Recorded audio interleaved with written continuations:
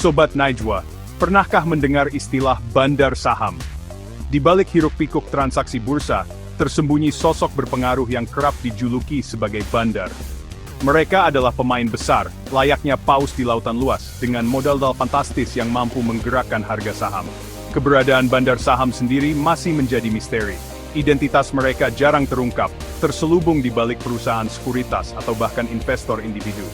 Namun, jejaknya bisa kita telusuri dari pergerakan harga saham yang tak biasa. Layaknya dalang di balik layar, bandar saham piawai memainkan peran. Mereka bisa menjadi penyelamat dengan menyuntikkan modal di saat pasar lesu. Di sisi lain, mereka juga bisa menjadi predator yang mencari keuntungan dengan memanipulasi harga saham. Lalu, bagaimana cara mereka beroperasi? Simak terus ulasannya di segmen berikutnya. Saham gorengan, istilah yang mungkin sudah tak asing di telinga investor. Istilah ini merujuk pada saham yang harganya telah digoreng sedemikian rupa agar naik secara tidak wajar. Di balik penggorengan ini, para bandar saham memainkan peran kunci. Salah satu teknik andalan mereka adalah pump and dump. Layaknya pompa yang memompa balon, bandar akan terus membeli saham tertentu dalam jumlah besar.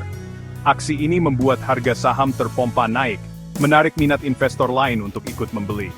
Ketika harga sudah melambung tinggi, bandar dengan cerdik akan menjual seluruh sahamnya. Bak balon yang kehilangan udara, harga saham pun terjun bebas. Investor yang terlambat menyadari permainan ini pun harus gigit jari, menanggung kerugian besar.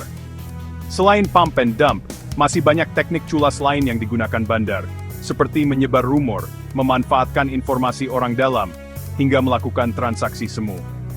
Praktik-praktik kotor inilah yang mencoreng wajah pasar modal dan merugikan banyak pihak.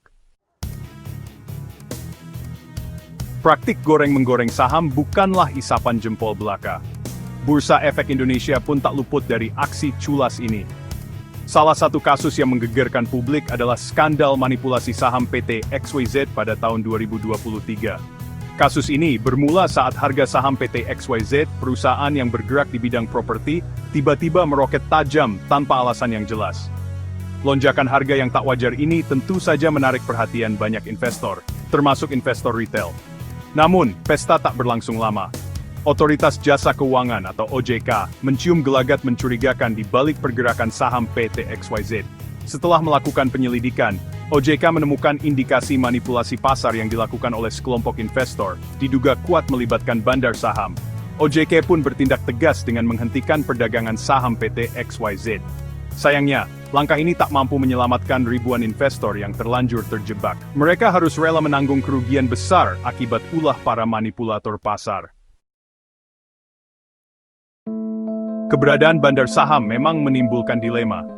Di satu sisi, mereka bisa menjadi katalis pergerakan pasar.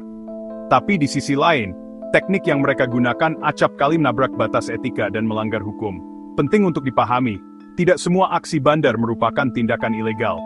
Misalnya, bandar yang membangun posisi di saham tertentu karena melihat potensi perusahaan dalam jangka panjang. Nah, aksi ini sah-sah saja, bahkan bisa berdampak positif bagi pasar. Namun, garis antara strategi dan manipulasi sangat tipis. Ketika bandar dengan sengaja menciptakan informasi palsu, melakukan transaksi semu, atau memanfaatkan posisi dominan untuk mengendalikan harga, maka tindakan ini jelas-jelas melanggar hukum. Sayangnya, membuktikan tindak manipulasi pasar bukanlah perkara mudah, dibutuhkan penyelidikan mendalam dan bukti-bukti yang kuat untuk menjerat para pelakunya. Inilah tantangan terbesar dalam memberantas praktik goreng-menggoreng saham di Indonesia. Di balik gemerlap keuntungan yang dijanjikan, tersembunyi risiko besar yang mengintai para investor, terutama investor retail. Mereka adalah kelompok yang paling rentan menjadi korban gorengan bandar saham. Kurangnya pengetahuan dan pengalaman membuat investor retail mudah tergiur iming-iming keuntungan cepat. Informasi yang asimetris membuat mereka tak berdaya menghadapi permainan bandar yang licik. Ketika gelembung saham pecah, investor retail lah yang paling merasakan dampaknya. Kepercayaan mereka terhadap pasar modal runtuh, sementara pundi-pundi tabungan mereka ludes tak bersisa. Tak hanya merugikan individu, praktik goreng-menggoreng saham juga mencoreng iklim investasi di Indonesia. Investor asing pun enggan menanamkan modalnya di pasar yang rentan manipulasi. Inilah harga mahal yang harus dibayar akibat ulah segelintir oknum yang mengutamakan keuntungan pribadi.